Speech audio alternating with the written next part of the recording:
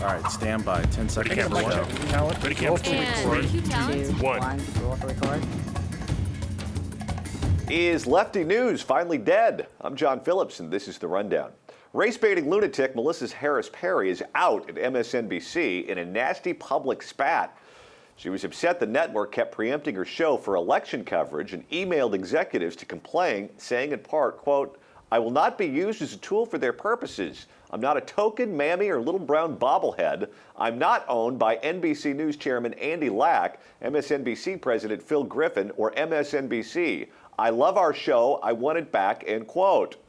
But this may be the first time that playing the race card didn't work out for her, because instead of getting her show back, she got fired. Joining the ranks of the overtly left TV news failures, Keith Olbermann, Ed Schultz, Martin Bashir, Ronan Farrow, Teray, Joy Reid, Al Sharpton, etc., etc., etc. She was initially at least pretending to be gracious, tweeting, quote, "Farewell, Nerdland," a nickname for the network. "Inviting diverse new voices to the table was a privilege, grateful for years of support and criticism," end quote. She also got a send-off from no less a figure than former Attorney General Eric Holder, who called her firing, quote, "a real loss. She brought to television voices, perspectives too often unheard, ignored. Truth was her guide," end quote, which explains a lot about the Obama Justice Department. But now things are getting nastier, and she's tweeting apologies to all the other fired MSNBC personalities for her silence when they were shown the door. She says she gave in to a culture of fear at MSNBC. Although if there's a culture of fear at MSNBC, it's because they're afraid nobody's watching. Which leads us to the next point. MSNBC is clearly abandoning the whole concept of being a liberal competitor to Fox News. Why was that such a failure? Is it because the regular news media is left-wing and nobody needs an overt alternative? Was it just bad programming? Or is it because the vast majority of the American public thinks the fundamental ideas behind liberalism are just cuckoo? Joining us to talk about all this controversy is author and political satirist Scott Ott in his home studio in Dallas, Texas, and here in Southern California, stand-up comic and PJTV contributor Stephen Cruiser. Now, Cruiser, you and I have worked in the entertainment industry for many years, and we've met some true divas along the way. But writing a letter to your boss accusing them and your employer of being racist and then publishing it on a blog is a whole new level of diva. Your thoughts? This is a millennial tantrum by a woman who's a little bit long in the tooth to be a millennial. That's what it is. It's a how dare they? How dare they? How dare my employers make me work? That's ridiculous. I mean, how dare a news organization break in for election coverage? I mean, that alone, on face value, this is just patently ridiculous, because of course they're going to break in. Fox gets, everybody's favorite stuff at Fox News gets preempted all the time by election coverage and news stuff. I mean, Red Eye's never on election night, not because there's any breaking news at 3 a.m. Eastern, but because they're replaying the election recap at 3 in the morning. And that's, so this is just pathetic. And the notion that Melissa Harris Perry was bringing diverse voices to the table, I laughed and I laughed and I laughed, because that was, if by diverse you mean lefter, and oh my God, Fidel Castro's sitting over there, then yeah. But there was no diversity there. It was not good programming. She thinks she's entertaining because she's in a very small bubble that's telling her she's entertaining. She's not. It was bad programming. They cut her loose as quickly as they could, and that was a tantrum that's like a 14-year-old girl working at Banana Republic getting mad. It's just ridiculous. Scott, I do my local radio show here in Los Angeles on AM 790 KABC, and we're the LA Kings station. And the Kings sometimes fall into my time slot. When they're on the East Coast, they're in the middle of afternoon drive. And my show gets preempted for the whitest sport in all the land. I think I have a case to be made that the network that I work for and my bosses clearly have some sort of racial motivation for that. Well, I definitely think you should quit, or at least post something to your blog, you ivory bobblehead.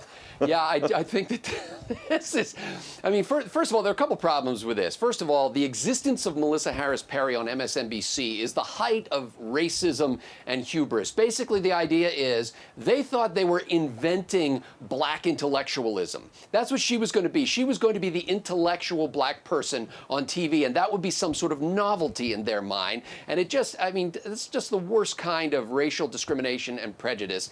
The other thing is, I think what happened with MSNBC is there are a lot of liberals out there. And for years, they've been satisfied with their views being woven into the programming, into the news programming, into the entertainment programming. But when somebody got on TV and came right out and said what they believed, even the liberals went, ooh, that's a little unseemly. Can we just get back to being subtle about it? Because I don't want to sit in the room with my relatives who know I'm a liberal and hear you saying stuff like that.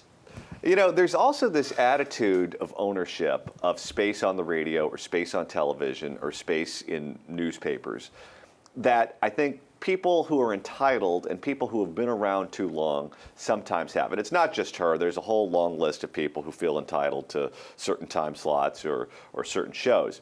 You're there because your employer wants you there. Yeah. And the minute that they decide they don't want you there, you've got to do something else. We work in the candy store of life, being able to give our opinions for a living. And so sometimes we get a little full of ourselves. People recognize us. People send us emails. And you think that you're there because you have, that God just loves you more than everyone else. And no, that's not the truth. The truth is you're there because an employer decides that you're going to get ratings in that time slot. And the minute that they think that someone else can get better ratings, you're out. No, this is a perfect view of the coastal media bubble right here, because she operates in a very small, insulated world, and in that world she was convinced that she was super famous, and she's not. Okay, she thought she could get away with this because she thought she was a big deal. If you and I walked onto the street right now, it could be people who voted, it could be a lot of people who watch a lot of news, whatever, and we said Melissa Harris Perry, then you would have to go, oh, and then you would have to explain who she was. She was not famous, but a lot of these coastal media elites think that they are. And one of the reasons MSNBC has gotten to get away with thinking it was doing well the last few years is because CNN was cratering that entire time. They were never viewing themselves against Fox News. They were going, oh, we're doing so much better than CNN, which was easy to do. When I'm alone in my living room, I was doing better than CNN most of those years. CNN is on the ascension again, and they're starting to catch MSNBC, and they will eclipse them again soon. And that's why MSNBC is looking at shaking up right now, because it was easy for them as long as when those couple of awful years that CNN had, MSNBC looked great by comparison. And, you know, this is an election, Scott, that has so many people watching the news programs. It has so many people who are interested in it, levels at which I've never seen before, even 2008, which was probably the high water mark, maybe going back to 1982 with the whole Reagan Revolution. But canceling a show that talks about an issue other than politics for breaking news concerning the election that everyone's talking about is a totally logical thing to do. Yeah, I mean, they're not leaders, they're followers. They're looking for where the audience is, and that makes complete sense to me. And I think Cruiser's absolutely right. Melissa Harris Perry, who goes by MHP, which makes her, you know, even more well known. But Melissa Harris Perry, if you ask the average person on the street, they would have a hard time figuring out whether she was Half Pint or the blind girl on Little House on the Prairie. She was one of those two, but they don't, you know, nobody's heard of this person. And MSNBC had better find themselves an audience that actually wants to be entertained pretty quickly, because that's the problem. They have been the House organ for the far left of the Democratic Party for so long, they've lost sight of the fact that that is a tiny, tiny little niche. And once Bernie Sanders passes from the scene, it'll be completely gone. Here's the other problem that I saw going on at MSNBC. Keith Olbermann really pushed that network to the left because his show started getting ratings after he went after the Bush administration. It wasn't something that they came up with in a lab. It just kind of happened organically. And he became the big dog, and he started programming that network. I know Phil Griffin is there, and he's the guy that came from the Today Show, and he's technically in charge. But he's the guy that hired Rachel Maddow. He's the guy that told them to hire various contributors. He's the guy that built that network in his image. And whenever you allow a talent to do that, and you don't allow the suits, the guys that actually know how to do that, to run a station, the TV guys, you're always going to have these problems because you end up hiring people that you should have never hired in the first place. And then if you have a very public breakup with that talent, it makes it even worse. Yes. That's a huge part of the problem. And Oberman was so mercurial that he could push it in a direction like that and carry it for a while. Because Oberman's good ratings, no matter what. I mean, whether you like him or not. But he's not a programmer. No, he's not a programmer. But people will watch him. But the little satellites around him, they won't watch. They might watch while there's satellites around him. But once he's gone, they're not going to watch anymore, which is a big part of the problem there too. And they just haven't. And there's one other little component to this, not just the CNN thing. MSNBC was at its height in the beginning of the Obama fever thing, too. They got to latch onto that for a little while, too. That was another thing they really didn't create. I mean, they had the CNN cratering here. They had the Obama fever. Almost none of their success was based on anything they were actually doing. They got a little lightning in a bottle. It's kind of like Bill Clinton in the whole, well, the economy was so good the last 2 years because he got to ride the dot-com bubble out of office. All right, Scott, you want to wrap things up by leading us in a prayer for Melissa Harris Perry?